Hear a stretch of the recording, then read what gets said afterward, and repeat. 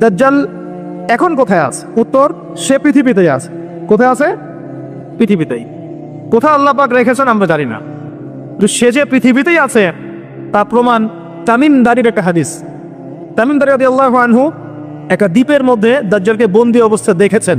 দেখে নবীর কাছে এসে বলেছেন যে আমি এটা দেখেছি। নবী সাল্লাল্লাহু আলাইহি ওয়াসাল্লাম বলেছেন, আমি তোমাদেরকে যে দাজ্জাল সম্পর্কে সতর্ক করেছিলাম এটাই সেটা, সে বের হবে অচিরেই। এবং সেদিন সে বলেছিল যে এই বাইসানের খেজুর বাগানে খেজুর থাকবে না, এখন সেখানে খেজুর নাই। সে বলেছিল তাবারিয়া হ্রদে যখন পানি থাকবে না তখন আমি বের হব, এখন তাবারিয়া হ্রদে পানি নাই, সময় ক্লোজ। সে কোথা থেকে বের হবে? উত্তর, তার বের হওয়া সম্পর্কে তিনটা বর্ণনা পাওয়া যায়। এক, সে ইস্পাহান থেকে বের হবে। ইস্পাহান হচ্ছে ইরানের একটা জায়গা। কোন জায়গা? ইরানের একটা জায়গা, এবং সেখানে ইস্পাহান নামে একটা জায়গা আছে। এমন হতেই পারে যে ইরান এই জায়গাটুকু অচিরেই বা ভবিষ্যতে ইসরায়েলের অন্তর্ভুক্ত হয়ে যেতেও পারে। কেন? 1974 সালে আরব ইসরায়েল যুদ্ধের সময় কি সিরিয়ার ওই যে আপনার গোলান মালভূমি, মিশরের সিনাই উপত্যকা, এগুলো কি ইসরায়েলের অন্তর্ভুক্ত ছিল? পড়াশোনা করেছেন কিছু? এগুলো ইসরায়েলের অন্তর্ভুক্ত ছিল না, এগুলো মিশরের এবং সিরিয়ার ছিল। মাত্র 6 দিনে সে এই আরবদেরকে পরাজিত করে ওই জায়গাগুলো দখল করে ফেলেছে। মাত্র 6 দিনে। কতদিনে? মাত্র 6 দিনও টিকতে পারে না এই মুসলিমরা তার সামনে। তো দেখুন, 6 দিনে এটা করতে পেরেছে 1974 সালেই, আর এখন তো 2022 চলছে। তো ইস্পাহানের ওই জায়গা যে ওর অন্তর্ভুক্ত হয়ে যাবে না, কে গ্যারান্টি দিবে? হতেও পারে। আর আপনারা ইরান ইসরায়েলের সম্পর্ক দাকুরাল দেখেন না? দাকুরাল সম্পর্ক কে জানে?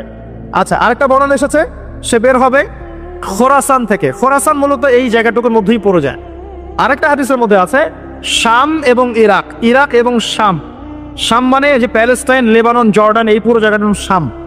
এই অংশটুকুর মধ্য থেকে, এর মাঝখানে একটা রাস্তা থেকে দাজ্জাল মানুষের রূপে আত্মপ্রকাশ করে। তো দেখুন, সে পৃথিবীতে আসবে, 40 দিন শাসন করবে। এই 3টা জায়গার কথা এসেছে, এই 3টা জায়গার মধ্য থেকে সে বের হবে। কিভাবে হবে আল্লাহ ভালো জানেন। এবং সেটা হবে মানুষের রূপে। কার রূপে? মানুষের রূপে। সে কি হবে? সে একজন ইহুদি যুবক হবে। কি হবে? সে কোনো খ্রিস্টান হবে না, বুদ্ধিস্ট হবে না, মুসলিম হবে না, সে অন্য কোনো রিলিজন ফলো করবে না। সে একজন ইহুদি যুবক হবে, যার চুলগুলো হবে কার্লি, মানে কোকরান। কি হবে? চুলগুলো কোকরান। তার ফিজিক্যাল স্ট্রাকচার খুব শক্ত হবে, মানে স্ট্রংলি বিল্ড, খুব শক্তিশালী। এখন নবীজি বলছেন সে কাদেরকে নিয়ে বিশ্ব শাসন করবে? উত্তর, সে জিউসদেরকে নিয়ে বিশ্ব শাসন করবে। কাদেরকে নিয়ে? জিউস কারা? জিউস মানে শুধু ইহুদিরা নয়, এটা একটা ভুল ধারণা। ইহুদিদের মধ্যে এমন অনেক অর্থোডক্স ইহুদি আছে যারা প্যালেস্টাইনিদের অধিকারের পক্ষে কথা বলে, এমনও কিছু ইহুদি আছে। তাই সব ইহুদিকে আপনি খারাপ বলতে পারবেন না, কথা বুঝতে পারছেন? কিন্তু তাদের মধ্যে একটা দল আছে যাদেরকে আমরা বলি জায়োনিস্ট। তারা পশ্চিমাদের সাথে অ্যালায়েন্স করে সারা বিশ্বটাকে শাসন করছে আর কি। এই জায়োনিস্টরাই ইনশাআল্লাহ তাআলা, এটা আমার কনসেপ্ট, আমার গবেষণা, এরাই মসিহুদ দাজ্জালকে ফলো করবে ইনশাআল্লাহ, এবং তাদেরকে নিয়ে সে পুরো ওয়ার্ল্ডটাকে শাসন করবে। আর আপনি কনক্লুশন পেলেন কি? দাজ্জালের চেয়ে বড় কোনো ফিতনা নাই। সে মানুষের রূপে এখনো বের হয় নাই, কিন্তু পৃথিবীতে আছে, বের হবে। কোন কোন জায়গা থেকে তাও বলে দিলাম। পৃথিবীতে এসে সে কি করবে? এই ম্যাসাকার করবে, এবং সে তার অনুসারীদেরকে জান্নাত দিবে, যারা ফলো করবে না ওদেরকে ধ্বংস করে ফেলবে। এবং সে কাদেরকে নিয়ে শাসন করবে এটাও আপনাকে দেখিয়ে দিলাম।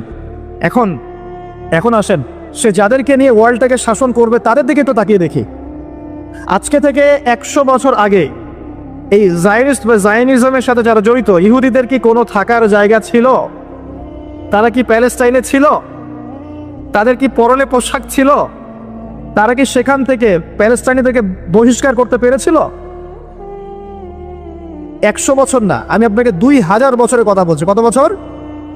2000 বছর পর্যন্ত তারা সেখানে প্রবেশ করতে পারে নাই। আর রাসূল সাল্লাল্লাহু আলাইহি ওয়াসাল্লামের জামানা, তারপর আবু বকর সিদ্দিক, তারপর ওমর, তারপর উসমান, তারপর আলী রাদিয়াল্লাহু আনহুম, তারপর উমাইয়াদের প্রায় 90 বছর, আব্বাসীয়দের 500 বছর, ফাতেমিদের খেলাফত, কর্ডোভার ইসলামী খেলাফত, মামলুকদের শাসন, সালাউদ্দিন আইয়ুবী রাহিমাহুল্লাহর সময়, এই মুঘলদের সময়, ওসমানীয়দের সময়, কোনো সময় তারা প্যালেস্টাইনে ঢুকতে পারে নাই। 1914-এ যখন ফার্স্ট ওয়ার্ল্ড ওয়ার হয়েছে, তারপর ব্রিটেন সেখান থেকে চলে গিয়ে ওদেরকে জায়গা করে দিয়েছে। ওইখান থেকে 100 বছর হয়ে গেল তারা সেখানে আরবদের নাকের ডগায় বসে পুরো আরবদেরকে না, পুরো বিশ্বকে শাসন করছে। দাজ্জালকে আপনি দেখেননি, তার অনুসারীদেরকে আপনি দেখেন। তাদের অবস্থা এখন কি? জি বলছি, যাদের থাকার জায়গা ছিল না, খাবার ছিল না, পানি ছিল না, কোনো সার্বভৌমত্ব ছিল না, কোনো রাষ্ট্র ছিল না, তারা এখন পুরো বিশ্বে শক্তিশালী। শুধু তাই নয়, যারা মিলিটারি অ্যাফেয়ার্স সম্পর্কে জানেন, যারা পলিটিক্স করেন, যারা আপনার অর্থনীতি বোঝেন, তারা আমার কথা বুঝবেন, অন্যরা হয়তো বুঝবে না। তারা সেখান থেকে সারা ওয়ার্ল্ডের ব্যাংকিং সিস্টেমগুলো নিয়ন্ত্রণ করে ফেলেছে। আপনি ওদের বাইরে যেতেই পারবেন না। এবং তারা ওদের ব্যাংকিং সিস্টেম দিয়ে সারা ওয়ার্ল্ডকে সুদখোর বানিয়েছে। সুদ ছাড়া কোনো লোন তারা দিবে না। একটা IMF এর লোনের জন্য কত চড়াই উতরাই পার করতে হয় আপনি জানেন না? ইকোনমিক্স পড়েন তাহলে বুঝবেন। এমনি এমনি দিবে না, সুদ ছাড়া তো দিবেই না। আর সুদটা আমাদের শোধ করতে হবে না, শোধ করতে হবে। তো এদের সিস্টেমটাই সুদভিত্তিক ইকোনমিক সিস্টেম। ফাইন্যান্সে যান, ফাইন্যান্স, পুরো ওয়ার্ল্ডের যে ফাইন্যান্সগুলো আছে এগুলো ওদের হাতে। মিডিয়াতে যান, সারা ওয়ার্ল্ডের বড় বড় মিডিয়াগুলো ওদের হাতে। আপনি পলিটিক্যাল দর্শনগুলোতে যান, পুরো ওয়ার্ল্ডে যে পলিটিক্যাল সিস্টেমগুলো চলছে এগুলো লঞ্চ ওরাই করেছে। খেলাফা নাই, ওই যে খলিফা খিলাফা এটা বাদ, এখন ওদের দর্শনগুলো চলছে। তারপরে কি? অস্ত্র শস্ত্রের দিকে যান, অস্ত্র শস্ত্র, সারা বিশ্বের যত মারণাস্ত্র, নিউক্লিয়ার ওয়েপেন্স এবং থার্মো নিউক্লিয়ার ওয়েপেন্স সবকিছু এখন ওদের কাছে। কয়টা মুসলিম কান্ট্রির কাছে নিউক্লিয়ার ওয়েপেন্স আছে বলেন? কয়টা মুসলিম কান্ট্রির কাছে আকাশ প্রতিরক্ষা ব্যবস্থা আছে, মিসাইলস আছে? উত্তর কোরিয়ার কাছে থাকলেও দেখা যায় যে তুরস্কের কাছে নাই। দেখবেন যে কি বলবো, চায়না, রাশিয়া ওদের কাছে থাকলেও আমাদের আরব কান্ট্রির কাছে নাই। তো দেখেন, ওয়ার্ল্ডকে এই জায়গা থেকে বোঝেন, বিশৃঙ্খলা করে না। দাজ্জালকে যদি বিশ্ব শাসন করতে হয়, আপনাকে যদি বিশ্ব শাসন করতে হয়, আমাকে যদি বিশ্ব শাসন করতে হয়, তাহলে আমাকে বিশ্বের মিডিয়া, প্রযুক্তি, ফাইন্যান্স, ইকোনমিক্স, পলিটিক্স নিয়ন্ত্রণ করতে হবে কি হবে না? সহজ কথা বলেন, হবে কি হবে না? হবে না? আপনার যদি ইকোনমিক কোনো পাওয়ার না থাকে, ডমিনেন্স না থাকে, আপনি কি সারা ওয়ার্ল্ডের ইকোনমি নিয়ন্ত্রণ করতে পারবেন?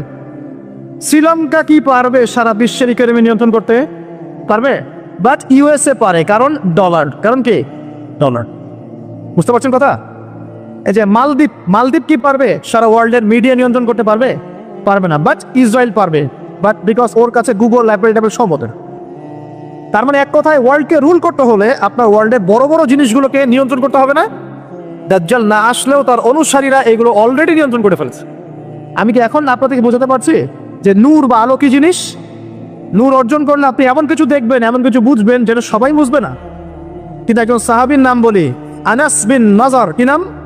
আনাস বিন নাজার রাদিয়াল্লাহু আনহু। তিনি উহুদের যুদ্ধের মাঠে কি করছেন আমি আপনাকে একটু দেখাই। একটা গুজব ছড়িয়ে পড়েছে যে মুশরিকরা মুহাম্মদ সাল্লাল্লাহু আলাইহি ওয়াসাল্লামকে নাকি হত্যা করেছে। নাউজুবিল্লাহ। কারণ উহুদের যুদ্ধে আমাদের নবীর এখানে আঘাত লেগেছে, এই যে ভ্রুর এই নিচে কড়া ঢুকে গেছিল, একটু পায়ের মধ্যে আঘাত পেয়েছিলেন, তারপর দাঁত মোবারক শহীদ হয়ে গিয়েছিল। আব্দুল্লাহ বিন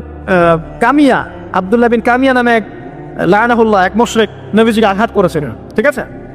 তো একটা গুজব ছড়িয়ে পড়েছিল যে মুশরিকরা মুহাম্মদ সাল্লাল্লাহু আলাইহি ওয়াসাল্লামকে হত্যা করেছে। নাউজুবিল্লাহ। তখন অনেক সাহাবী অস্ত্র ফেলে দিয়ে বসে যান, যে নবী নাই, আমরা যুদ্ধ করে কি করব? কথা বুঝতে পারছেন? তারা হাতে হাত রেখে বসে আছে। এখন এই আনাস বিন নাদর রাদিয়াল্লাহু আনহু তিনি বলছেন, কি হয়েছে তোমাদের, সমস্যা কি? তখন সাহাবীরা বলছেন, মুহাম্মদ সাল্লাল্লাহু আলাইহি ওয়াসাল্লাম তো শহীদ হয়েছেন, ইন্তেকাল করেছেন, আমরা যুদ্ধ করে কি করব? তখন আনাস বিন নাদর রাদিয়াল্লাহু আনহু বলছেন যে মুহাম্মদ সাল্লাল্লাহু আলাইহি ওয়াসাল্লাম যদি নিহত হয়ে থাকেন, তাহলে আমরা আর বেঁচে থেকে কি করব? চলো আমরা যুদ্ধ করে শহীদ হয়ে যাই, আমরা আর এখানে বেঁচে থেকে কি করব? তখন তিনি ছুটছেন ঘোড়া নিয়ে। আর সাদ বিন মুয়াজ নামে একজন সাহাবী। কোন সাহাবী? সাদ বিন মুয়াজ। এই সাহাবী বলছেন যে তুমি কোথায় ছুটছো? তখন আনাস বিন নাদর রাদিয়াল্লাহু আনহু বলছেন, আল্লাহর কসম করে বলছি, আমি উহুদ পাহাড়ের পিছন থেকে জান্নাতের ঘ্রাণ পাচ্ছি। কে বলছে এই কথা? আনাস বিন নাদর রাদিয়াল্লাহু আনহু। তিনি ছুটে গেলেন, গিয়ে বীর বিক্রমে যুদ্ধ করলেন। পরে তিনি যখন শহীদ হয়েছেন, তার লাশটাকে চেনাই যাচ্ছে না। তার লাশের মধ্যে 80টার বেশি তরবারের আঘাত ছিল। কতটা? পরে হাতের নখ, তার বোন যুদ্ধ শেষে হাতের নখ দেখে তাকে শনাক্ত করেছেন, ইনি আনাস বিন নাদর রাদিয়াল্লাহু আনহু। সবাই সবকিছু দেখবে না, সবাই সবকিছু শুনবে না। আল্লাহ পাক যাদেরকে নূর দিবেন আল্লাহর পক্ষ থেকে, তারা অনেক কিছুই দেখবে যেটা অন্যরা বুঝতে পারবে না। এখন আমি দেখালাম, সে সশরীরে এখনো বের হয় নাই, তাতে কি হয়েছে? তার অনুসারীরা কিন্তু সারা ওয়ার্ল্ডে এখন শক্তিশালী হয়ে গেছে, এবং এটা বিশ্বে প্রথমবারই হয়েছে। এর আগে কখনো হয়নি এমনটা। বরং বিশ্বে শতাব্দীর পর শতাব্দী ইহুদি খ্রিস্টানদের মধ্যে কোনো বন্ধুত্ব ছিল না, বরং এরা একে অপরের শত্রুই ছিল। 1800 শতাব্দীতে এসে 1897-এর দিকে এসে এরা এই মুভমেন্ট ফর্ম করে বিশ্বে এগিয়ে গেছে। তো ওরা যখন এত শক্তিশালী হয়েছে, আমরা এই সময় কি করছিলাম ভাই? আমরা ওই সময় আমাদের অটোম্যান খেলাফত হারিয়ে বেড়েছিলাম, প্রত্যেকটা মুসলিম কান্ট্রির মধ্যে ফাসাদ লাগিয়ে দেওয়া হয়েছিল, আমাদের আধ্যাত্মিকত্ব কমে গেছে, নামাজ ছেড়ে দিয়েছে অনেকেই, কোরআন থেকে দূরে সরে আসছি, সুন্নাহ থেকে দূরে সরে আসছি। হ্যাঁ, ইখতিলাফি মাসআলাগুলো কিনা আমরা আপোষে তর্কে লিপ্ত আছি, পলিটিক্যালি এবং ধর্মতাত্ত্বিকভাবে আমরা একে অপরের সাথে লড়াই করছি। আমরা আমাদের অরিজিনাল এনিমিদেরকে ফাইন্ড আউট করতে এখনো পারি নাই। আমরা আমাদের জীবনের লক্ষ্যটাই অনেকে বুঝতে পারি নাই, কি কারণে আমরা পৃথিবীতে এসেছি। তো শুধু হালুয়া রুটি আর শ্যামাই খেলে কি হবে? ওয়ার্ল্ড অ্যাফেয়ার্সটা বুঝতে হবে, কোরআন সুন্নাহ দিয়ে আমাকে ডিল করতে হবে। এখন প্রশ্ন হচ্ছে, এই বিষয়টা কি চিরস্থায়ী হবে? উত্তর না। মুসলিমদের উপরে যে ডমিনেন্স এবং আমাদের ব্যাকফুট চলে আসা, এটা কিন্তু চিরস্থায়ী হবে না ইনশাআল্লাহ তাআলা। ইনশাআল্লাহ তাআলা অচিরে আল্লাহ রাব্বুল আলামিন মুসলিমদের এই দুরবস্থাগুলো কাটিয়ে ফেলবেন ইনশাআল্লাহ। মুসলিমদেরকে আল্লাহ পাক ইমামুল মাহদীর নেতৃত্ব দিবেন, ঈসা ইবনে মারইয়ামকে আল্লাহ পাক আবার পাঠাবেন এবং তাদের হাতে আবারও ইনশাআল্লাহ তাআলা এই প্যালেস্টাইন মুক্ত হবে ইনশাআল্লাহ। শুধু তাই নয়, সেখান থেকে নবী ঈসা ইবনে মারইয়াম সারা বিশ্বে ইসলাম প্রতিষ্ঠা করবেন ইনশাআল্লাহ। যারা তাকে মেনে নিবে তারাও সম্মানিত হবে, যারা ইসলামকে মেনে নিবে সম্মানিত হবে, কোরআনকে মেনে নিবে সম্মানিত হবে, সুন্নাহকে মানবে সম্মানিত হবে ইনশাআল্লাহ। যারা মেনে নিবে আল্লাহ পাক তাদেরকে সম্মানিত করবেন ইনশাআল্লাহ, আর যারা মানবে না আল্লাহ পাক তাদেরকে সরিয়ে দিবেন। আল্লাহর আযাব গজব আসলে কেউ পার পাবে না ইনশাআল্লাহ। এরপর কি? এরপর মানুষ আবারও খারাপ হওয়া শুরু করবে এবং সেই খারাপ মানুষদের সামনেই কিয়ামত হয়ে যাবে। প্রিয় ভাইয়েরা, কোরআন এবং হাদিস পড়ুন এবং বুঝুন। আমাদের করণীয় কতটুকু? আমাদের করণীয় ফিক্স করে নেন। আমাদের করণীয় 1 নম্বর জ্ঞান অর্জন করা। জ্ঞান নাই, কিছুই করতে পারবো না। আর শুধু একমুখী শিক্ষা যথেষ্ট নয়, আমাদেরকে জেনারেল শিক্ষা অর্জন করতে হবে, ইসলামিক শিক্ষা অর্জন করতে হবে। দুটাকে কম্বিনেশন করে ওয়ার্ল্ডকে ডিল করতে হবে, আদারওয়াইজ সম্ভব না। 2 নম্বর আমল করতে হবে, শুধু জ্ঞান যথেষ্ট নয়, আমলের প্রয়োজন আছে, জানা অনুযায়ী আমলের প্রয়োজন আছে। 3 নম্বর রিজিকগুলো হালাল করতে হবে, হারাম রিজিকে যাওয়া যাবে না। 4 পারিবারিক আদর্শগুলো সুন্দর করতে হবে, পারিবারিক আদর্শগুলো ঠিক করেন, ইনশাআল্লাহ ইসলাম সমাজে প্রতিষ্ঠা হবে। আমর বিল মারুফ নাহি আনিল মুনকারের কাজ করতে হবে, সৎ কাজের আদেশ করতে হবে, অসৎ কাজে নিষেধ করতে হবে। 6 নম্বর মধ্যম পন্থা অবলম্বন করতে হবে, শৈথিলতাবাদী হবেন না, চরমপন্থার দিকে যাবেন না। আমি সতর্ক করছি যুবকদেরকে, ইসলামের নামে কোনো চরমপন্থার দিকে যাবে না। কারণ এতে করে যেটা হয়, একটা শান্তি শৃঙ্খলা স্থিতিশীলতাপূর্ণ রাষ্ট্রের মধ্যে ফাসাদ সৃষ্টি হয়ে যায়। এতে করে ইসলামের শত্রুরা সুযোগ নেওয়ার সুযোগ পেয়ে যাবে। আর প্রয়োজন হচ্ছে আমাদের যে প্রতিভা আল্লাহ পাক দিয়েছেন, জান মাল সময় শ্রম কথা কলম অ্যাসোসিয়েশন যেটাই হোক, যতটুকু প্রতিভা আল্লাহ পাক দিয়েছেন এটা দিয়ে ইসলামকে এগিয়ে নেওয়ার চেষ্টা করতে হবে। আপনি লিখতে পারেন লিখেন, বলতে পারেন বলেন, আপনি অ্যাসোসিয়েশন ভালো বোঝেন, একটা ফাউন্ডেশন করেন, সমাজ কল্যাণমূলক কাজ করেন, এতিমদের জন্য কিছু করেন, বিধবাদের জন্য কিছু করেন, একটা মসজিদ মাদ্রাসা করেন, একটা ভালো স্কুল কলেজ করেন, এমন কিছু করেন যেটা নিয়ে আপনি ইসলামের কল্যাণে আল্লাহর কাছে আপনার দলিল পেশ করতে পারেন যে আমি দুনিয়াতে থেকে আল্লাহ তোমার দিনের জন্য এতটুকু করে আসতে পেরেছি। ইনশাআল্লাহ সবার ক্ষুদ্র ক্ষুদ্র প্রচেষ্টা একসাথে হলে ইসলাম বিজয়ী হবে ইনশাআল্লাহ। আপোষের বিভক্তিগুলো কমিয়ে ফেলেন, আপোষের বিভক্তিতে যায় না, ছোট ছোট বিষয়গুলোতে সময় নষ্ট করেন না। যখন সারা ওয়ার্ল্ডে মুসলিমরা মার খাচ্ছে, ইয়েমেনের বাচ্চাদের রক্ত ঝরছে, এই যে রোহিঙ্গাদের কি অবস্থা দেখেন, উইঘুরদের কি অবস্থা দেখেন, সিরিয়ার অবস্থা দেখেন, ইরাকের অবস্থা দেখেন, আর আমরা এগুলো নিয়েই পড়ে আছি। সুবহানাল্লাহ সুবহানাল্লাহ। আর যখন আমরা প্রশস্ত দৃষ্টির কথা বলছি, কিছু মানুষ এই ফ্লোটাকে থামিয়ে দেওয়ার জন্য আমাদের পিছনে এই খারেজি, এই সন্ত্রাসী, হাবিজাবি টাইটেল দিচ্ছে। কিছু সাহাবী তো এমনও ছিলেন, বদরের যুদ্ধ করতে এসেছেন, হাতের মধ্যে কিছু খেজুর আছে, খেজুর খাচ্ছেন, ফরমা খেজুর খাচ্ছেন। তখন নবী সাল্লাল্লাহু আলাইহি ওয়াসাল্লাম দাঁড়িয়ে ভাষণ দিচ্ছেন যে ওয়াসাবিকু ইলা মাগফিরাতিম মির রাব্বিকুম ওয়া জান্নাহ, ওই যে আয়াতটা আছে, তোমরা এগিয়ে চলো তোমাদের রবের ক্ষমার দিকে এবং জান্নাতের দিকে, আরদুহা কাআরদিস সামাই ওয়াল আরদ, যার প্রশস্ততা আসমান এবং জমিনের সমান। সাহাবী খেজুর খেতে খেতে খেজুরটা ফেলে দিলেন। আরেকজন সাহাবী জিজ্ঞাসা করলেন যে খেজুরটা ফেলে দিলেন কেন? তিনি বলছেন এই খেজুরগুলো খেতে অনেক সময় লেগে যাবে। নবী সাল্লাল্লাহু আলাইহি ওয়াসাল্লাম এমন কথা বলেছেন, এটা শোনার পরে আমি আর 1 সেকেন্ড নষ্ট করতে যাচ্ছি না। খেজুর ফেলে দিয়ে যুদ্ধে ঝাঁপিয়ে পড়লেন, দেন শহীদ হয়ে জান্নাতে চলে গেলেন। তারাও তো মৃত্যুর স্বাদ গ্রহণ করেছেন, তাই না? আরেকজন ইহুদি ব্যক্তি উহুদের যুদ্ধের দিন সকালবেলা মুসলিম হয়েছে। ইহুদিরা তো আমাদের চিরশত্রু, আপনারা জানেন। এটা জানার জন্য ডক্টরেট করার দরকার নেই, থিসিস করার দরকার নেই। প্যালেস্টাইনের দিকে দেখেন বুঝতে পারবেন, ফিলিস্তিনকে দেখেন বুঝতে পারবেন। অ্যামনেস্টি ইন্টারন্যাশনাল বলে একটা সংস্থা আছে না, এরা পর্যন্ত দেখলাম গতকালকে রিপোর্ট দিয়েছে যে বিগত এই 50-60 বছর ধরে এরা ফিলিস্তিনদের উপর যা নির্যাতন করেছে, এটা মানবতার ইতিহাসে কখনো পাওয়া। যাই হোক, একজন ইহুদি যুবক সকালবেলা উহুদের মাঠে আসছেন, এসে জিজ্ঞাসা করছেন যে আমার আগে কি করা উচিত, আগে কি আমি যুদ্ধে যাব না আমি আগে মুসলিম হব? সাহাবীরা তাকে বললেন আগে কালিমা শাহাদাত পড়, তারপরে উহুদের মাঠে আস। সে এসেছে এই কারণে যে নবী সাল্লাল্লাহু আলাইহি ওয়াসাল্লাম মদিনায় আছেন, মদিনায় আরো ইহুদিরা আছে, ইহুদিরাই আগে বলতো শেষ জামানে একজন নবী আসবেন যার নাম হবে আহমদ, সব মিলে গেছে, তারপরেও তারা গ্রহণ করছে না। তো এই ছেলে সত্য চিনতে পেরেছে, সে চলে আসছে সত্যের কাছে, এসে ইসলাম কবুল করে যুদ্ধ করলো, শহীদ হয়ে গেল। নবী সাল্লাল্লাহু আলাইহি ওয়াসাল্লাম দেখলেন তার লাশটা, দেখে বলছেন এই যুবক, এই ইহুদি যুবক এখানে কি করছে? সাহাবীরা বললেন সকালবেলা মুসলিম হয়েছে, যুদ্ধ করে শহীদ হয়ে গেছে ইয়া রাসূলুল্লাহ। নবীজি বললেন সাল্লাল্লাহু আলাইহি ওয়াসাল্লাম আমিলা কালিল উজরা কাসীর, সে অল্প আমল করলো কিন্তু বিশাল পুরস্কার পেয়ে গেল। জীবন তো তাদেরও ছিল। এটা তো সশস্ত্র যুদ্ধের কথা বাদ দেন, নরমালি সুমাইয়া রাদিয়াল্লাহু আনহা, আবু জাহেল তাকে নির্যাতন করছে করছে করছে, তার লজ্জাস্থানে বর্ষা ঢুকিয়ে দিয়ে, চিন্তা করতে পারেন, লজ্জাস্থানে বর্ষা নিক্ষেপ করে হত্যা করলো। সুমাইয়া রাদিয়াল্লাহু আনহা দেখতে কালো বর্ণের, চেহারা সুন্দর নয়, হয়তো বা আপনার মতো সুন্দর নয়, জান্নাতে এখন হাসছে ইনশাআল্লাহ তাআলা। তার স্বামী ইয়াসের, আবু জাহেল তাকে পিটাতে পিটাতে মেরে ফেললো, সে মারা গেল, শহীদ হয়ে গেল। অনেক ওলামায়ে কেরামকে, ইমাম মুজতাহিদ মুহাদ্দিস দেখবেন সারাটা জীবন এত মেহনত করেছেন দিনের জন্য, বিয়ে শাদী করার সময় পান নাই, এমনও আছেন ইমাম এবং মুহাদ্দিস। জীবন তো তাদেরও ছিল। শুধু সাহাবী কেন, তাবেঈদের দিকে তাকান, তাবেঈন তাকান, আমাদের চার ইমামের দিকে তাকান। আবু হানিফা রাহিমাহুল্লাহ শেষ বয়সে জেলখানায়, কথিত আছে বিষ প্রয়োগে তাকে হত্যা করা হয়েছে। তার টাকা অভাব ছিল না, তিনি কিন্তু আমার মতো হতদরিদ্র ছিলেন না। আল্লাহ পাক তাকে সম্পদ দিয়েছিলেন, সমস্ত সম্পদ বিলিয়ে দিয়েছেন দিনের জন্য। ইমাম শাফিঈ রাহিমাহুল্লাহ, তার দিকে তাকান। আহমদ বিন হাম্বল রাহিমাহুল্লাহ, তার দিকে তাকান। তাকে পিটানো হচ্ছে আর বাগদাদের রাস্তায় ধর্ণা হচ্ছে, কারণ সমাজের মানুষ ফতোয়া দিয়েছে একটা, তিনি ফতোয়া দিয়েছেন আরেকটা।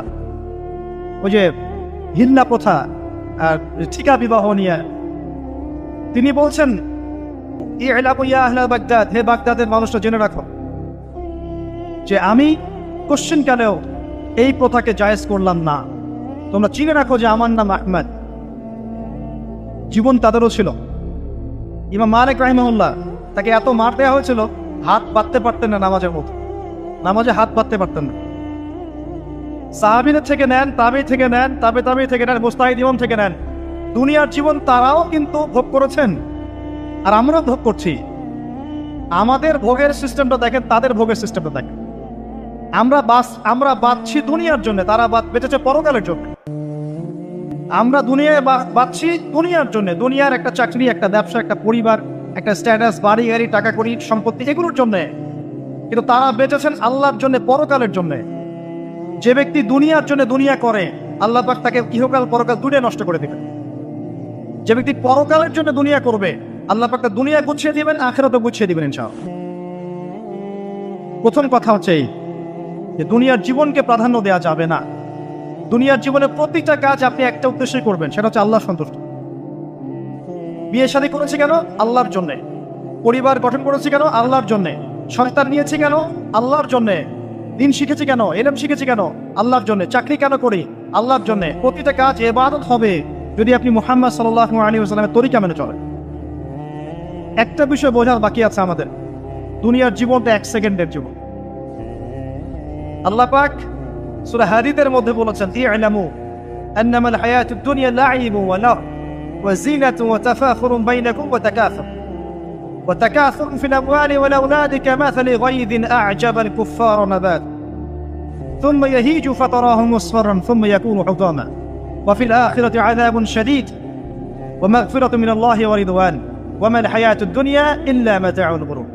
আল্লাহ পাক বলছেন জেনে রাখো তোমরা সবাই, এই জমিনবাসী, এই দুনিয়ার হায়াতটা খেলা। খেলা মানে কি দেখেন, ছোট্ট বাচ্চারা খেলা ছাড়া কিছু বোঝে? ওর কাছে দুনিয়া ওইটাই। দুনিয়ার প্রথম স্টেজ খেলা। বললাহ একটু বড় হবে, যখন কিশোর হবে, ওর কাছে ঠাট্টা হাসি তামাশা, ডোন্ট কেয়ার, দুনিয়াতে কোনো কিছু নেই, খাওয়া দাওয়া ফুর্তি করো, লাকি। আর একটু বড় হবে ওয়াজিনাতুন তাফাখুরুন বাইনাকুম ওয়া তাকাসুর, একটু বড় হবে তখন বাড়ি গাড়ি স্ট্যাটাস সৌন্দর্য চাকচিক্য প্রতিযোগিতা তাফাখুরুম বাইনাকুম ওয়া তাকাসুর, এভাবে দুনিয়ার জীবন যাচ্ছে।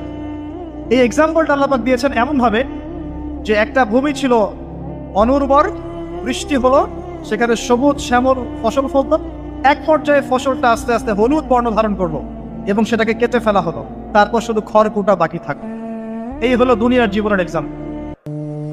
এরপর পরকালে বাকি আছে দুইটা জিনিস, হয় ক্ষমা, রিদওয়ান মাগফিরাত ক্ষমা, অথবা আযাবুন শাদীদ। আমাদেরকে মাথায় ইনস্টল করতে হবে, দুনিয়াতে আমরা কেউ থাকতে আসি নাই। প্রথম কথা, এখানে আমরা এসেছি বড় জোর 60, 70, 100 বছরের হায়াত নিয়ে, যার মধ্যে মোটামুটি ভাবে 30, 40, 50 বছর চলে গেছে, কারো 20 বছর 25 বছর চলে গেছে, বুঝতে না বুঝতেই চলে গেছে, মানে ভালো মন্দ বোঝার আগেই শেষ। যদি তার বয়স হয় 60 বছর, তাহলে এখন বাকি আছে 30 বছর। এই ব্যক্তি যদি ঠান্ডা মাথায় রাতের বেলা চিন্তা করে, এই 30 বছর যে আমার চলে গেছে, আমার অ্যাপ্রক্সিমেটলি 30 বছর বাকি আছে। বাকি আছে বুঝলাম, যা চলে গেছে, এই চলে যাওয়া 30 বছরে আমি 10 বার জেনা করেছি, 20 বার মদ খেয়েছি, ঠিক আছে, মানুষের সম্পদ আত্মসাৎ করে খেয়েছি, পরকিয়া করেছি, চুরি করেছি, ডাকাতি করেছি, মিথ্যা বলেছি, নামাজ পড়ি নাই, রোজা রাখি নাই। আমরা প্রত্যেকে যদি আমলনামা ঘাটি আজকে রাত্রে, এরকম একটা লিস্ট আমরা তৈরি করতে পারব। আজকে রাত্রে বাসায় ফিরে গিয়ে প্রত্যেকে যদি একটা আমলনামা ঘাটতে চাই, চোখ বন্ধ করে চিন্তা করি যে এই 30 বছর আমি কি কি করেছি, দেখবেন আপনি জেনার পাপ পাবেন, মাদকের পাপ পাবেন, অন্যের সম্পদ আত্মসাতের পাপ পাবেন, নামাজ না পড়ার পাপ পাবেন, রোজা রাখেন নাই, যাকাত দেন নাই, কোনো কোনো ক্ষেত্রে মিথ্যা বলেছেন, প্রতারণা করেছেন, মানুষের সম্পদ লুটে পুটে খেয়েছেন, অনেক কিছু করেছেন। কিন্তু আমাদের চলাফেরা দেখলে মনে হয় যে আমরা কোনো পাপ করিনি। এই জায়গায় ঠান্ডা মাথা চিন্তা করে আপনি দেখবেন পাপ দুই রকম। কয় রকম? দুই রকম। আপনি দেখবেন আল্লাহর সাথে জড়িত কিছু পাপ পাবেন, নামাজ পড়েন নাই, রোজা রাখেন নাই, মিথ্যা বলেছেন, ইত্যাদি ইত্যাদি। কিছু পাপ পাবেন আল্লাহর সাথে জড়িত, কিছু পাবেন মানুষের সাথে জড়িত। আল্লাহর সাথে জড়িত পাপগুলো ক্ষমা নেওয়া খুব সহজ। ওযু করে এসে 2 রাকাত নামাজ পড়ে চোখের জল ফেলে দিয়ে, চোখের পানি ফেলে দিয়ে আল্লাহর কাছে হাত তুলে খালি যদি বলে আল্লাহুম্মা আনতা রব্বি, বলেন আল্লাহুম্মা আনতা রব্বি লা ইলাহা ইল্লা আনতা খলাকতানি আনা আবদুক ওয়া আনা আলা আহদিক ওয়া ওয়া'দিকা মাসতাতা'তু আউযু বিকা মিন শাররি মা সানা'তু আবুউ লাকা বিনি'মাতিকা আলাইয়া ওয়া আবুউ বিযানবি ফাগফিরলি ফাইন্নাহু লা ইয়াগফিরু যুনুবা ইল্লা আনতা। এটা না পারেন, অ্যাটলিস্ট আস্তাগফিরুল্লাহাল্লাযী লা ইলাহা ইল্লা হুয়াল হাইয়ুল কাইয়ুম 3 বার চোখের পানি ফেলে দেন, আল্লাহর কাছে ওয়াদা করেন আল্লাহ যা করেছি ছেড়ে দিব, আগামী যতদিন বেঁচে থাকবো কোরআন এবং সুন্নাহর বাইরে এক চুল যাব না ইনশাআল্লাহ। এবং আগামী দিনগুলোতে আল্লাহ পাক তোমার আদেশ যখন যেভাবে আসবে আমি পালন করবো ইনশাআল্লাহ। যদি আল্লাহ পাক মনের মধ্যে খুলুসিয়াত দেখেন যে তাওবাতান নাসুহা করছে, মন থেকে তওবা করছে, আল্লাহ পাক আপনার সমস্ত গুনাহগুলোকে নেকিতে কনভার্ট করতে পারে। আল্লাহ পাক শুধু গুনাহ মাফ করবেন তা নয়, আল্লাহ পাক গুনাহগুলোকে নেকি দিয়ে পরিবর্তন করতে পারে। আমি দলিল দিচ্ছি, ইল্লা মান তাবা, সূরা ফুরকান পড়ে দেখেন, তারা ব্যতীত যারা তওবা করলো, ওয়া আমানা ওয়া আমিলা আমালান সালিহা, এবং যারা ঈমান এনেছে এবং সৎ আমল করলো, উলাইকা ইউবাদদিলুল্লাহু সাইয়্যাতিহিম হাসানাত, আল্লাহ পাক এই সব মানুষের গুনাহগুলোকে নেকি দিয়ে পরিবর্তন করে দিবেন ইনশাআল্লাহ। আমাদের নবী মুহাম্মদ সাল্লাল্লাহু আলাইহি ওয়াসাল্লাম দিনে 70 বার, কোন বর্ণনা এসেছে 100 বার তওবা করতেন। 100 বার পড়তেন আস্তাগফিরুল্লাহ ওয়া আতুবু ইলাইহি, আস্তাগফিরুল্লাহ ওয়া আতুবু ইলাইহি। যার আগের কোনো পাপ নাই, পিছনের কোনো পাপ নাই, দিনে 100 বার তওবা করতেন। আমরা একটা রাত এভাবে চিন্তা করেছি যে আমার পাপ কি কি। আজকে রাত্রে গিয়ে চিন্তা করেন, দেখবেন আপনি একটা পাপে পরিপূর্ণ একটা আমলনামা পাবেন। এবার আপনি চিন্তা করেন যে আপনি যদি আগামী 30 বছর বাঁচেন বা 40 বছর বাঁচেন, এই সময়টাকে আপনি কিভাবে মূল্যায়ন করতে চান। প্রথম একটা মূলনীতি বলেছে, দুনিয়ার জীবনকে প্রাধান্য দেয়া যাবে না। ওয়ামা হাদিহিল হায়াতুদ দুনিয়া ইল্লা মাতাউল গুরুর, সম্পূর্ণ মরীচিকা। মরীচিকা দেখেছেন? দুনিয়ার জীবন যে কি জিনিস, যারা আল্লাহর পথে পরীক্ষার সম্মুখীন হয়েছে ওরা জানে। মানে কিচ্ছু না, মানে মুহূর্তে আল্লাহ পাক ইহকাল পরকালের ফয়সালা করে ফেলবে। আমরাও বুঝবো, এটা আমরা বুঝবো না এমন নয়। ইয়াং ছেলে রাস্তায় যাচ্ছে, বাইক নিয়ে খুব দাবরানি দিচ্ছে, আছে না, হঠাৎ অ্যাক্সিডেন্ট, ডেড, স্পট ডেড। এটা দুনিয়ার জীবন তার। সারা জীবন দুনিয়ার পিছনে ছুটেছে, শেষ বয়সে হতাশ, কিছুই পেলাম না। পাবে না, কারণ আল্লাহর পথে না চললে শেষ বয়সে কেউ কিছু পাবেন না। যন্ত্রণা, হতাশা, গ্লানি ছাড়া তখন দেখবেন আত্মহত্যা করে শেষ। ডেট। একটা কথা বলছিলাম যে আপনি চলার পথে কোরআন সুন্নাহর প্রতিকূলে আমল, আকীদা, মানহাজ, মুআমালাত এগুলো দেখলে কি করবেন? কোরআন সুন্নাহকে অগ্রাধিকার দিবেন নাকি চলমান বিষয়কে অগ্রাধিকার দিবেন? ইবাদত করতে এসে দেখছেন আমলের নামে বেদাত চলছে, কি করবেন? বেদাতীদের সাথে আপোষ করবেন না কোরআন সুন্নাহয় ফিরে আসবেন?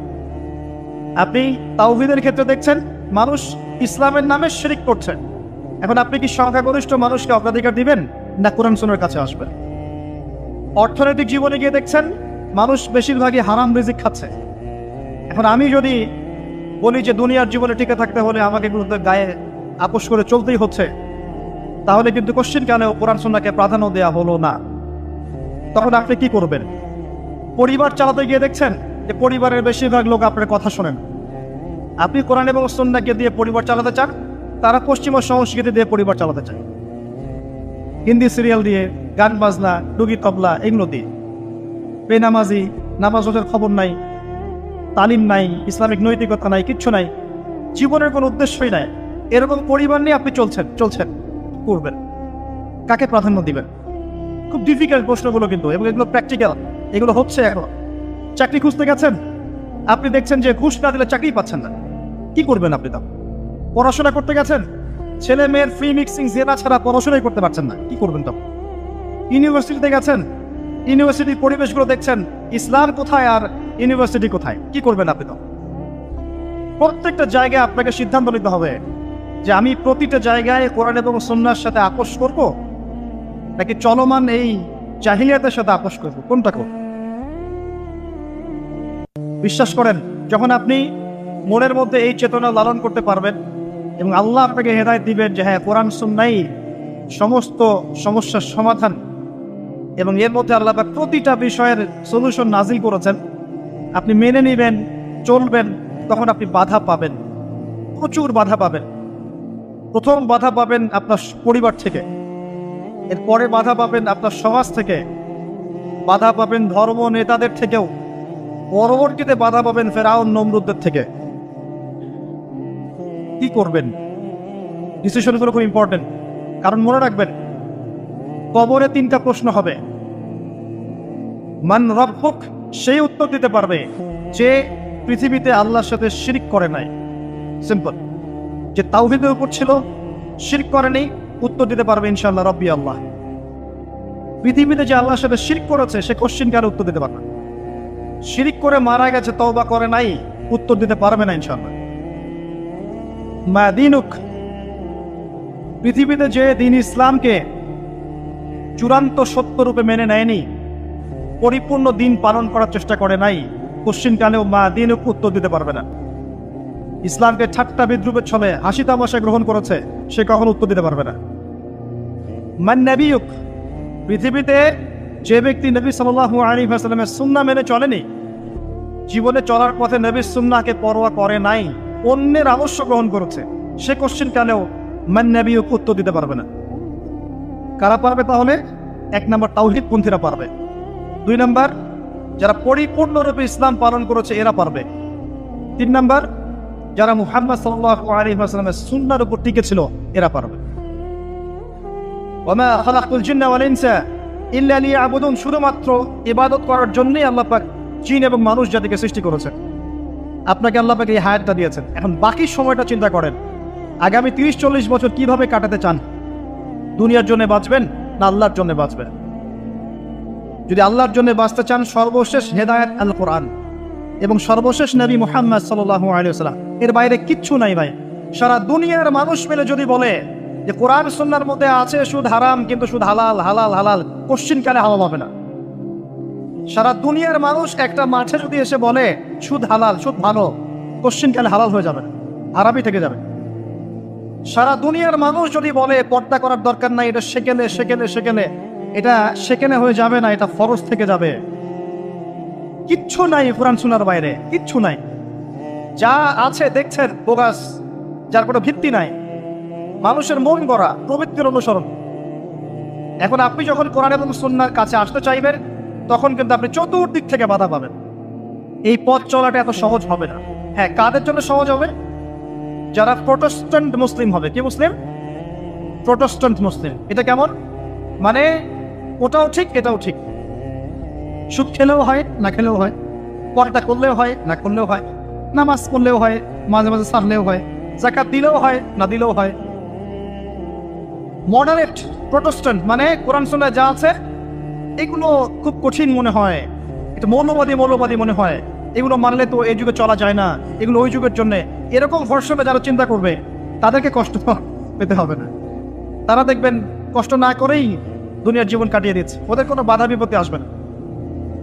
আপনি যখন কোরআন সুন্নাহকে আঁকড়ে থাকবেন, কেমন করে আঁকড়ে থাকবেন? মারির দাঁত দিয়ে কামড়ে থাকবেন, নবীজি বলেছেন। মারির দাঁত দিয়ে কামড়াতে বলেছেন, সামনের দাঁত দিয়ে কামড়ালে ছটকে যাবে, টান দিলে ছিঁড়ে যাবে। মারির দাঁতে কামড় দিলে টান দিলে সহজে ছিঁড়বে না। এভাবে থাকলে আপনার বাধা আসবে। এখন আপনার সামনে দেখবেন আপনি কিছু ফিতনা এবং কিছু সলিউশন। আপনি নিয়াত করেছেন যে আপনার যে গুনাহগুলো হয়েছে এগুলো থেকে আপনি তওবা করবেন ইনশাআল্লাহ। আগামী দিনগুলো আপনি কোরআন এবং সুন্নাহ অনুসারে চলবেন। এই কথা সেটা একমত আছেন তো? এখন চলতে গিয়ে দেখবেন যে আপনি কিছু স্পষ্ট বিষয় দেখতে পারবেন যেগুলোর সাথে আসলে কোরআন সুন্নাহর খুব একটা মিল পাওয়া যাবে না। আপনি দেখবেন স্পষ্ট শিরক করছে মুসলিমরা, আপনি দেখবেন স্পষ্ট বেদাত করছে, আপনি দেখবেন হারাম খাচ্ছে। মুসলিম যুবকরা মাদক, পর্নোগ্রাফি, জেনা, ফিমিক্সিং, আপনার জুয়া, ক্যাসিনো, এই যে আপনার টিকটক প্রজন্ম, এগুলো নিয়ে ব্যস্ত আছে। আপনি স্পষ্ট দেখবেন মেয়েরা বেহায়ের মতো ঘুরে বেড়াচ্ছে। আপনি স্পষ্ট দেখবেন যে আপনি হালালে থাকলে চাকরি পাচ্ছেন না। আপনি স্পষ্ট দেখবেন পরিবারের লোকজন কথা শোনে না। আপনি এমনও দেখবেন ওলামায়ে কেরামের মাঝে ঐক্য নাই, এমন দেখবেন। আপনি এমনও দেখবেন যে মানুষ দিনকে দুনিয়ার বিনিময়ে বিক্রি করে দিচ্ছে।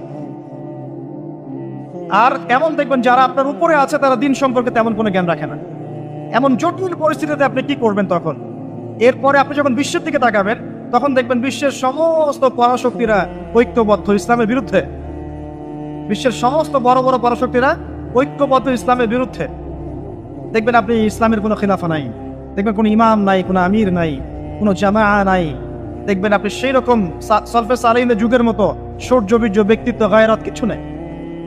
মনে হবে যেন আমরা দাসত্বের শৃঙ্খলা আবদ্ধ হয়ে গেছে। তখন আপনি কষ্ট পাবেন মনে মনে। আপনার মধ্যে ইমান থেকে থাকলে আপনি কষ্ট পাবেন, ভিতর থেকে কষ্ট ফিল করবেন। যদি প্যারালাইজড রোগী হয়ে থাকেন তাহলে কষ্ট ফিল করবেন না। চেতনা থাকে দিনের, কষ্ট ফিল করবেন। তখন আপনার স্ট্রাগল শুরু হবে। তখন আল্লাহ যদি আপনাকে বুঝ দেন, আল্লাহ দেখবেন আপনি কি করেন। আপনার মেধা দিয়ে আল্লাহ কি করেন, আপনি কি করেন, আপনার অর্থ দিয়ে আপনি কি করেন, আপনার হায়াতটা দিয়ে আপনি কি করেন, আপনার এই যে জনবল দিয়ে আপনি কি করেন, আল্লাহ আপনাকে যা দিয়েছেন তা দিয়ে আপনি দিনের জন্য কি করছেন, আল্লাহ পাক তখন দেখবেন। এই জায়গায় আমি আপনাকে কিছু সলিউশন বলছি। এটা শুধু আপনাকে বলছি তা নয়, আমি নিজেও এটা ফিল করি, লালন করি। আর আমি এমন কিছু বলবো না যা আমি নিজে আপনার জন্য পছন্দ করি না। যেটা আমি নিজের জন্য পছন্দ করি সেটাই আপনাকে বলবো। প্রথম কথা, এখানে আপনাকে গাইডেন্স দেবে আল কোরআন। এরকম সিচুয়েশনে আপনাকে পথ দেখাবে অনলি আল কোরআন, এরপর নবী সাল্লাল্লাহু আলাইহি ওয়াসাল্লামের হাদিস। এখানে আপনার দায়িত্ব আসবে প্রথমত কোরআন পড়া শিখতে হবে। প্রথম কাজটা কি ভাই? কোরআন পড়া শিখতে হবে, তেলাওয়াত শিখতেই হবে, নিয়মিত তেলাওয়াত করতে হবে। একটা দিন যাবেন আপনার জীবনে যে কোরআন তেলাওয়াত আপনি করেন না, ইনশাআল্লাহ। বেশি থেকে বেশি করবেন, বেশি থেকে বেশি। আমার পরামর্শ হচ্ছে দিনে এক পারা করে করার চেষ্টা করুন। এরপর দায়িত্ব চলে আসবে আপনার কোরআন বোঝা। আপনি কিছু অংশ মুখস্থ করবেন, হিফজ করবেন, অর্থটা বোঝার চেষ্টা করবেন, কোরআনের ভাষাটা শেখার চেষ্টা করবেন। এর সবকিছু আপনি বুঝতে পারবেন না, তখন কি করবেন? আলেম ওলামার কাছে যাবেন, তাদের সোহবতে গিয়ে পড়ে থাকবেন। যে বিষয়টা বুঝতে পারছেন না জিজ্ঞাসা করে জেনে নেবেন। ফাসআলু আহলা যিকরি ইন কুনতুম লা তা'লামুন। এরপর কোরআনের আদেশ নিষেধগুলো আপনি মেনে চলবেন নিজের পরিবারে এবং নিজের অধীনস্থদের মধ্যে। এরপরে আপনি থেমে যাবেন না। কোরআনের দাওয়াত আপনি যতটুকু জানেন এটা মানুষের কাছে প্রচার করবেন, মাদ্রাসা করবেন, মসজিদ আবাদ করবেন, মক্তব চালু করবেন, কোরআনের একটা রেভলিউশন ক্রিয়েট করবেন। কোরআনের জন্য আপনার জান, মাল, অর্থ বিলিয়ে দিবেন। ওই একটা ছোট কাজ দেখবেন পরকালে জান্নাতে যাওয়ার ওসিলা হয়ে গেছে ইনশাআল্লাহ। তারপর আপনি সুন্নতকে পাবেন, ওই সুন্নতের উপরে আপনার 24 ঘন্টাকে সাজাবেন, দিন রাত প্রতিটা আমল আপনি সুন্নাহ অনুযায়ী করার চেষ্টা করবেন। এরপরে গিয়ে আপনার দায়িত্ব আরো বাড়বে। এরপর দায়িত্ব চলে আসবে উম্মাহ কেন্দ্রিক। আপনার তাসকিয়া অর্জন করতে হবে, আত্মশুদ্ধি অর্জন করতে হলে সবসময় পরকালের ফিকির করতে হয়, মৌতের স্মরণ করতে হয়, বেশি বেশি কোরআন তেলাওয়াত করতে হয়, এতিমের মাথায় হাত বোলাতে হয়, আপনার সাদাকা বেশি বেশি করতে হয়, মাঝে মাঝে রোজা রাখতে হয়। এগুলো করতে থাকলে আল্লাহর জিকির বেশি বেশি করতে হয়, আল্লাহর ধ্যান করতে হয়, আল্লাহকে ডাকতে হয়, দোয়া করতে হয়, আত্মশুদ্ধি অর্জন হবে। একই সাথে আপনার অন্তর থেকে হিংসা, বিদ্বেষ, এই যে গীবত, রিয়া, অহংকার, সমালোচনার সংস্কৃতি দূর করতে হবে। নাই, দিনে কোনো জবরদস্তি নাই। সত্য আর মিথ্যা স্পষ্ট হয়ে গেছে, চাপিয়ে দেওয়ার কিছু নাই। বরং আল্লাহ পাক ধর্ম নিয়ে বাড়াবাড়ি করতেও নিষেধ করেছে, কিন্তু সত্যটাকে উপস্থাপন করতে আল্লাহ পাক শিক্ষা দিয়েছে। তাই একজন খলিফার কাজ কি? ন্যায়ের মানদণ্ডে মানুষের মাঝখানে বিচার ফয়সালা করা, অন্যায় না করা। ওমর রাদিয়াল্লাহু আনহু নিজের ছেলে অন্যায় করার পরেও তাকে নিষেধে শাস্তি দিয়েছেন। আরেকটা বলবো, ওই যে ঘটনা জানেন, রাত্রেবেলা জনগণের খোঁজ খবর নিতেন তিনি। শুনতে পেলেন যে মায়ের সন্তানরা কান্নাকাটি করছে। জিজ্ঞাসা করলেন কেন কান্নাকাটি করছে সন্তান। তখন এই মহিলা বলছে, সন্তানের মারা বলছে, ওয়াল্লাহি হাদা বাইনি ওয়া বাইনা ওমর, আল্লাহর কসম করে বলছি এটা আমার এবং ওমরের মাঝখানের বিষয়। আমি ওমরের নামে আল্লাহর কাছে নালিশ করব। কি নালিশ করবে? যে ওমরের আমলে আমি না খেয়ে আছি, আমার সন্তান না খেয়ে আছে। কথা বুঝতে পারছেন? এই কথা শোনার সাথে সাথে ওমর রাদিয়াল্লাহু আনহুর বুকে আল্লাহ পাকের ভয় চলে আসে, হৃদয় প্রকম্পিত হলো। প্রকম্পিত হওয়ার পর তিনি নিজে চলে গেলেন মদিনায়, যেটাকে বলি আমরা বাইতুল মাল, রাষ্ট্রীয় সম্পদ যেখানে থাকতো ওটাকে বাইতুল মাল বলা হতো। সেখান থেকে একটা আটার বস্তা নিজের কাঁধে উঠিয়েছেন, উঠিয়ে নিজে পায়ে হেঁটে ওই মহিলার বাসায় যাচ্ছেন। তার পাশে থাকা একজন সাহাবী, তিনি বলছেন, তার নাম আসলাম রাদিয়াল্লাহু আনহু, তিনি বলছেন যে ইয়া আমিরুল মুমিনিন, হে আমিরুল মুমিনিন, আমাকে দিন, আনা আহমিলুক, আমি এটাকে বহন করে নিয়ে যাই। আপনি চলেন, সাথে সমস্যা নেই, আমি বহন করে নিয়ে যাই অ্যাটলিস্ট। তখন ওমর রাদিয়াল্লাহু আনহু বলছেন, দিলের কান দিয়ে শোনেন কথাগুলো। ওমর রাদিয়াল্লাহু আনহু বলছেন, হাল আনতা তাহমিলু উযরি ইয়াউমাল কিয়ামাহ, তুমি কি কিয়ামতের মাঠে আমার পাপের বোঝা বহন করবে? সুবহানাল্লাহ, চিন্তা করে দেয়। নিজের হাতে গেলেন, রান্না করে খাওয়ালেন, তারপরে বললেন আগামীকাল তুমি আমিরুল মুমিনিনের দরবারে এসো, সেখানে আমাকে পাবে। এই হলো ওমর রাদিয়াল্লাহু আনহুর খেলাফত। একদিন তিনি তার যে উট, এটাকে পরিষ্কার করছেন। আলী রাদিয়াল্লাহু আনহু দেখে বলছেন, আমিরুল মুমিনিন, আপনি পরবর্তী জেনারেশনের জন্য অনেক কঠিন আদর্শ রেখে যাচ্ছেন। আপনি এত কাজ করছেন, তারপরে নিজের কাজও নিজে করছেন। তখন ওমর রাদিয়াল্লাহু আনহু বলছেন, ওয়ালা তালুমুনি ইয়া আবুল হাসান, হে আবুল হাসান, আমাকে এভাবে বিব্রত করো না। কারণ আমি ভয় করি যে আমি যে অর্ধবিশ্ব শাসন করছি, তারপরে আমি ভয় করি যে আমার এই শাসনের আন্ডারে যদি একটা রাখালও না খেয়ে মারা যায়, আমি ভয় করি আল্লাহ এই জন্য আমাকে জবাবদিহি করাবে। আরেকটা বলে শেষ করে দিই, আমর ইবনে আস রাদিয়াল্লাহু আনহু, তিনি একজন গভর্নর, কোথাকার? মিশরের। কার আমলে আছেন? ওমর রাদিয়াল্লাহু আনহুর সময়। তো তার ছেলের নাম হচ্ছে মুহাম্মদ। তো সে মুহাম্মদ আমর ইবনে আসের ছেলে রাদিয়াল্লাহু আনহু, বাবার পলিটিক্যাল পাওয়ারে মিশরের মানুষের উপরে কিছুটা জুলুম করা শুরু করেছে। এটা হয় না এমন? মাঝে মাঝে এমন হয় না? হতে পারে। তো এখন ওই মিশরের কিপ্তি এক লোক যার উপর জুলুম করেছে, এই ভদ্রলোক এসে ওমর রাদিয়াল্লাহু আনহুকে নালিশ করছে যে আপনার নিযুক্ত এই গভর্নরের ছেলে আমাকে জুলুম করেছে। এবার ওমর রাদিয়াল্লাহু আনহু চিঠি লিখে পাঠালেন যে বাবা এবং ছেলে দুজনকে মদিনায় নিয়ে আসো। দুজনকে মদিনায় নিয়ে আসা হলো। আনার পরে ওই কিপ্তিকে ডাকা হচ্ছে, আইনার কিপ্তি কোথায়? কিপ্তি আসলো, এসে বলছে, এই যে আমি আমিরুল মুমিনিন। নিজের হাতের লাঠিটা এই কিপ্তির হাতে দিয়ে আমিরুল মুমিনিন বলছেন, ইদরিব ইবনুল আকরামিন, এখন সবার সামনে তুমি এই সম্মানিত ছেলেকে পিটাও। চিন্তা করে দেখেন, মসজিদ নববীর মধ্যে অনেক সাহাবী আছেন, তাদের সামনে আমর ইবনে আস রাদিয়াল্লাহু আনহু আছেন, তার ছেলেকে তার সামনে পিটাতে বলা হচ্ছে। কে বলছেন? ওমর রাদিয়াল্লাহু আনহু। সেই কিপ্তি বিব্রত, যাই হোক পিটালেন।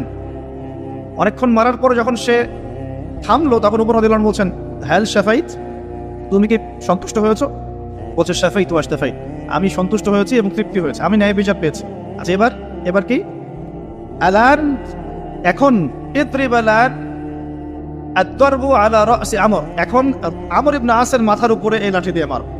ওয়াল্লাহি মা দারাবাকা ইল্লা বিফদলি সুলতানি, আল্লাহর কসম করে বলছি, আমর ইবনে আসের ছেলে তার বাবার পলিটিক্যাল পাওয়ারেই তোমার গায়ে হাত তুলেছে। আমি কি শাসন বোঝাতে পারছি? এরকম শাসকতা আল্লাহ পাক নিষেধ করেন নাই, বরং এই শ্রেণীর শাসক হতে পারলে আরশের ছায়া আল্লাহ পাক ছায়া দিবেন সব। আল্লাহ পাক বলেছেন তার হাবিবের মাধ্যমে 7 শ্রেণীর মানুষকে আল্লাহ রাব্বুল আলামিন কিয়ামতের মাঠে আরশে আজিমের ছায়া ছায়া দেবে। কয় শ্রেণী? তার মধ্যে প্রথম হচ্ছে ইমামুন আদিল, ন্যায়পরায়ণ শাসক। এই জন্য আমি খুব দোয়া করি মন থেকে আল্লাহ পাক আমাদের যাকে যেখানে দায়িত্ব দিয়েছেন সবাইকে তার জায়গায় ন্যায়পরায়ণ হওয়ার তৌফিক দান করুন। আমরা সবাই দোয়া করব। সমালোচনা করা সহজ, একটা মানুষ যখন কাজ করবে কাজের সময়ে ভুল ত্রুটি ধরা সহজ, কিন্তু সেই কাজ নিজে করা এত সহজ নয়। আমরা যারা দিনের পথেও চলি দেখবেন সমালোচকের অভাব আছে, অভাব নাই, কিন্তু নিজে একটা বই লিখুক, নিজে একটা লেকচার দেখ, 10 জন মানুষের সামনে দাঁড়িয়ে কথা বলুক, দিনের কিছু ভালো কথা উপস্থাপন করুক, দেখবেন নাই, পারবে না। কিন্তু সমালোচনা করা সহজ, ফেসবুকে বসে বসে 2-4 লেখা সহজ, ফেসবুকে বসে শুয়ে শুয়ে 2-4 লাইন লেখা সহজ, কনস্ট্রাকটিভ কাজ করা এত সহজ নয়। আর সবচেয়ে কঠিন কথা হচ্ছে আমাদের সবাইকে আল্লাহর কাছে ফিরে যেতে হবে এবং যার যার দায়িত্ব বুঝিয়ে দিতে হবে। আল্লাহ পাক আমাদের সবাইকে দাউদ আলাইহিস সালামের মতো, সুলাইমান আলাইহিস সালামের মতো, আদম আলাইহিস সালামের মতো আল্লাহর খলিফা হওয়ার তৌফিক দান করুন। সামনে যাই, যে কথা থেকে এখানে আসছি ভাই, কোরআনের সূরাগুলো আপনাকে কি দিবে? আলো দিবে। তো নূর, সূরা নূরের প্রথমেই আল্লাহ পাক আলোর কথা আলোচনা করছেন। কোন টপিক দিয়ে? জেনা দিয়ে, ব্যভিচার দিয়ে। যে ব্যভিচার যদি কেউ করে, জেনা যদি কেউ করে, তাকে তোমরা 100টা বেত্রাঘাত করো। এটি ইসলামিক লস। এখন সারা বিশ্বের খুব কম জায়গায় এটার ইমপ্লিমেন্টেশন আছে, তবে ইনশাআল্লাহ তাআলা যখন ইমামুল মাহদী আসবেন, ঈসা ইবনে মারিয়াম আসবেন, তখন আবারও এটা বাস্তবায়িত হবে ইনশাআল্লাহ। এটা আগে ছিল, এখন নাই সব জায়গায়। যাই হোক, আসমানে আছে, পৃথিবীতে যদি নাও হয় আসমানে শাস্তি হবে ইনশাআল্লাহ। যখনই আল্লাহ পাকের ওই সুন্নাহ, যখনই মুসলিমরাও, অমুসলিমরা তো আছেই, মুসলিমরাও যদি আল্লাহর বিধান থেকে সরে গিয়েছে, আল্লাহ পাক ওদেরকেও সরিয়ে দিয়েছেন, নতুন সম্প্রদায় নিয়ে এসেছে। এটাই সভ্যতার সংকট। আপনার কথাটা ভালো করে বোঝেন, অমুসলিমদের কথা বাদ দেন। মুসলিমরা যখন দায়িত্ব পেয়েছে মুহাম্মদ সাল্লাল্লাহু আলাইহি ওয়াসাল্লামের সময় থেকে নিয়ে, তখন মুসলিমরাও যদি আল্লাহ এবং তার রাসূলের অবাধ্যতা করেছে, আল্লাহ পাক মুসলিমদেরকেও সরিয়ে দিয়েছেন, অন্য নতুন প্রজন্মকে নিয়ে এসেছেন। এটা আল্লাহর সুন্নাত, মনে রাখবেন। আব্বাসীয়রাও সরে গেছে, এদিকে দায়িত্ব চলে আসলো মামলুকদের হাতে। মামলুক মানে দাস। ইলতুৎমিশের নাম শুনেছেন? নাম শোনেন নাই? তারা যখন ক্ষমতা নিয়েছেন, কুতুবউদ্দিন আইবেক নাম শোনেন নাই? কুতুব মিনার, তারা মামলুক ছিলেন, তাদের হাতে আল্লাহ পাক ক্ষমতা দিয়েছেন। মিশরের এই মামলুকরা বিশ্ব চালিয়েছে কিছুদিন, কর্ডোভার মুসলিমরা শাসন করেছে কিছুদিন, মাঝখান থেকে ফাতেমিরা খেলাফত নিয়েছিল কিছুদিন। তারপরে যখন চতুর্মুখী ক্রুসেডগুলো হচ্ছিল, ক্রুসেডারদের আক্রমণ বেশি হচ্ছে, মঙ্গোলিয়ানদের আক্রমণ বেশি হচ্ছে, তখন আল্লাহ পাক উসমানীয় খেলাফত নিয়ে এসেছেন। এই যে দেখছেন না কুরুলুস উসমান, দেখেছেন না কুরুলুস? তারপরে যে আর্তুগুল দেখেছেন না? এগুলো হিস্ট্রি পড়বেন। আর্তুগুল গাজীর ছেলে কুরুলুস তো বীরত্বের কথা। উসমান গাজী, তার হাত ধরে অটোমান এম্পায়ার প্রতিষ্ঠা হয়েছে। কত বছর শাসন করেছে তারা? কত বছর? তারও বেশ, 600+ তারা শাসন করেছে। এদের মধ্যেও প্রথম দিকে শক্তি ছিল, ক্ষমতা ছিল, আস্তে আস্তে এরা দুনিয়া পূজারি হয়, ক্ষমতা চলে যায়। একই সুন্নাহ, সভ্যতার এই টোটাল সংকটের চিত্র একই। যখনই মানব জাতি আল্লাহর বিধান মেনেছে, রাসূলের আনুগত্য করেছে, আল্লাহর দেখানো পথে চলেছে, আল্লাহ দুনিয়াতে সম্মান দিয়েছেন, পরকালে জান্নাত দিয়েছেন। আর যখনই কোনো জাতি হোক, সেটা মুসলিমরাও, যখনই আল্লাহর বিধান মানে নাই, রাসূলকে মানে নাই, প্রবৃত্তির আনুগত্য করেছে, তখন আল্লাহ রাব্বুল আলামিন তাদেরকে সরিয়ে দিয়েছে। এখন ওসমানীয়দের পতন হয়ে গেল ফার্স্ট ওয়ার্ল্ড ওয়ারের পরে, প্রথম বিশ্বযুদ্ধের পরে। এটা একটা বিস্ময়কর বিষয়। 2 জন ব্যক্তির হত্যাকাণ্ডকে কেন্দ্র করে আস্তে আস্তে যুদ্ধে জড়িয়ে যাচ্ছে অস্ট্রিয়া, হাঙ্গেরি, তারপরে এদিকে আপনার সোভিয়েত ইউনিয়ন, জার্মানি, এদিকে ব্রিটেন, পরে আসছে আমেরিকা, এদিকে ফ্রান্স। সবাই মারামারি করতে করতে করতে 4-5-6 বছরের ব্যবধানে দেখলেন যে আপনি মাশাআল্লাহ 3-4 কোটি মানুষ মরে শেষ। First world war history. আবার ওই একই চেতনা থেকেই হিটলার চিন্তা করছিল যে আমার হারানো জায়গাগুলো ফিরে পেতে হবে। একটা এক্সট্রিম জাতীয়তাবাদের চেতনায় সে পরবর্তীতে আবার জার্মানদেরকে ঐক্যবদ্ধ করতে থাকে। অভ্যন্তরীণ বিষয়গুলোকে ডিল করার পরে সে যখন পলিটিক্যাল ক্ষমতায় যায়, সে তখন ওই হারানো জায়গাগুলো ফিরে পাওয়ার চেষ্টা করতে থাকে, সামরিক বাহিনী শক্তিশালী করতে থাকে। এক পর্যায়ে পোল্যান্ডকে আক্রমণ করাকে কেন্দ্র করে ব্রিটেন এবং এই ফ্রান্স এর সাথে আবার জার্মানির কলিশন শুরু হয়ে যায় দ্বিতীয় বিশ্বযুদ্ধ। দ্বিতীয় বিশ্বযুদ্ধ হতে হতে এক পর্যায়ে আমেরিকা জয়েন করে, এদিকে জাপান জয়েন করে, আস্তে আস্তে অটোম্যানরাও জড়িয়ে পড়ে। এই যে অটোম্যানরা, তার আগেও তারা জড়িয়েছে আপনার ফার্স্ট ওয়ার্ল্ড ওয়ারে। তারা ফার্স্ট ওয়ার্ল্ড ওয়ারে জড়িয়েছে, সেকেন্ডটাতে আসলে ওদের তেমন প্রস্তুত ছিল না। আস্তে আস্তে জড়িয়ে পড়তে পড়তে ওই যে হিরোশিমা নাগাসাকির বোমাবাজি দিয়ে যুদ্ধ শেষ হয়, সারেন্ডার করে। শুরু কোথায় শেষ কোথায়, বিশ্ব দেখলো কিভাবে মানুষ মরলো। আমাদের আলামত ছিল এগুলো, বেশি বেশি মানুষ মারা যাবে, মানুষ জানবে না কি কারণে মারা হচ্ছে আমাকে, আর হত্যাকারীও জানবে না কেন মারছে আমি তাকে। এটাতে আরো প্রায় 7-8 কোটি মানুষ মরে শেষ। আর সামনে আপনাদের অপেক্ষা করছে ইনশাআল্লাহ তাআলা আরেকটা ওয়ার্ল্ড ওয়ার, যেটা হবে ইনশাআল্লাহ আল্লাহু আ'লাম বিস-সাওয়াব, যেটা হবে নিউক্লিয়ার ওয়ার। যার ব্যাপারে হাদিসে এসেছে ইরাকের ফোরাতের সোনাকে কেন্দ্র করে যুদ্ধটা হবে, যেখানে 99% কমব্যাটেন্ট মারা যাবে। প্রতি 100 জনের মধ্যে 99 জন যোদ্ধা এখানে মারা যাবে, 99%। আর ঢাল তলোয়ার দিয়ে যুদ্ধ করলে 99% মানুষ মারা যায়। নিঃসন্দেহে এখানে এমন কোনো ওয়েপন্স থাকতে হবে যেটা ম্যাস ডিস্ট্রাকটিভ, নিউক্লিয়ার ওয়েপন্স থাকতে হবে, যেটার সামনে বিশ্ব দাঁড়িয়ে আছে। তবে এই পুরো ঘটনায়, এই অটোম্যানদের পতনের পর থেকে, ফার্স্ট ওয়ার্ল্ড ওয়ারে যখন তারা পতন হয়ে গেল, তারপর থেকে ওয়ার্ল্ডকে রুল করা শুরু করে দিল বড় বড় কিছু পরাশক্তি। যেমন প্রথমে কিছুদিন রুল করেছিল জার্মানি, তারপরে ব্রিটেন, তারপরে আমেরিকা, এখন রুল করতে যাচ্ছে ইসরায়েল। আস্তে আস্তে আস্তে আস্তে সভ্যতা এগিয়ে যাচ্ছে। এবং এই সময় এসে নবী সাল্লাল্লাহু আলাইহি ওয়াসাল্লাম অসংখ্য ফিতনার কথা আপনাকে বলে গেছেন। এই সময়টা আপনি পার করবেন, মানুষ সকালে মুমিন থাকবে, বিকেলে কাফের হয়ে যাবে, বিকেলে মুমিন থাকবে, সকালে কাফের হয়ে যাবে।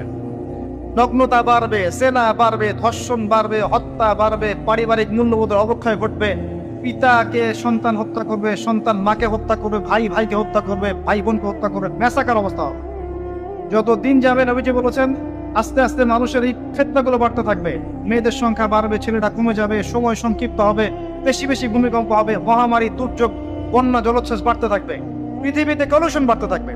যতদিন যাবে সভ্যতা এভাবে সংকটময় অবস্থার দিকে যেতে থাকবে, এবং এমন একটা অবস্থায় গিয়ে দাঁড়াবে যে ওয়ার্ল্ডটা দুভাগে বিভক্ত হয়ে যাবে, এক ভাগ মুসলিমদের, আরেকবার অমুসলিমদের। আর আল্লাহ পাক তাদের মাঝে কলুষণ লাগিয়ে দিবেন, এবং এর মধ্য দিয়ে আল্লাহ পাক সভ্যতাগুলোকে ধ্বংস করে দিবেন ইনশাআল্লাহ আযজা ওয়া জাল। যারা জিও পলিটিক্স বোঝে না, ওদেরকে গিয়ে বলবেন যে ইউক্রেন রাশিয়ার বিষয়টা কি, তারা বলবে ইউক্রেনের উপর আল্লাহর গজব পড়েছে, ব্যাস, দ্যাটস অল। এই পুরো বিষয়গুলোর পিছনে যে একজন কলকাঠি আছে, এটা তো তারা তাদের ইনসাইটে দেখতে পাচ্ছে না। ফার্স্ট ওয়ার্ল্ড ওয়ারের পরে সবার ক্ষতি হয়েছে, একটা রাষ্ট্রের লাভ হয়েছে। কে তারা?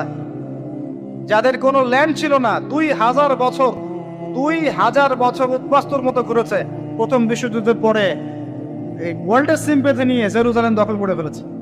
আমাদের বাদেরকে, বোনদেরকে নির্বিচারে হত্যা করেছে, ধর্ষণ করেছে, ভাইদেরকে বের করে দিয়েছে, আমাদের জমি তারা দখল করে নিয়েছে। ব্যাপারটা অনেকটা এমন যে আমার ঘরে একটা মেহমান এসেছে, দরজা নক করছে, আমি দরজা খুলে দিলাম, বললাম আসেন ভিতরে বসেন, নাস্তা করেন, চা খান। তারপরে সে জোর করে আমাকেই বের করে দিল, দিয়ে দরজা বন্ধ করে দিল। দরজা বন্ধ করে দিয়ে আমি এখন দরজা বাইরে থেকে নক করছি, আমার ঘর আমাকে ফেরত দেন, আর সে বলছে এ হচ্ছে সন্ত্রাসী, আমার ঘর ফেরত চাচ্ছে। এবং সারা ওয়ার্ল্ডের যত মেইন বিষয়গুলো আছে, আপনার পলিটিক্স বলেন, ইকোনমিক্স বলেন, জিও পলিটিক্স বলেন, আপনার ফাইন্যান্স বলেন, মিডিয়া প্রযুক্তি বলেন, অস্ত্রশস্ত্র বলেন, সব কিছু সে নিয়ন্ত্রণ করছে সেই শুরু থেকে। তারপর সেকেন্ড ওয়ার্ল্ড ওয়ারের পরে সে আরো শক্তিশালী হয়েছে। প্রথমে ব্রিটেনের হাত ধরে, পরে আমেরিকার হাত ধরে। এখন সে তার সর্বোচ্চ শক্তিটা প্রয়োগ করবে ইনশাআল্লাহ দেখে নিয়ে, এবং আস্তে আস্তে সে আরো এত শক্তিশালী একটা জায়গা আসবে যে তাকে ডমিনেট করা আর কারো পক্ষে পসিবল হবে, এটা হবে।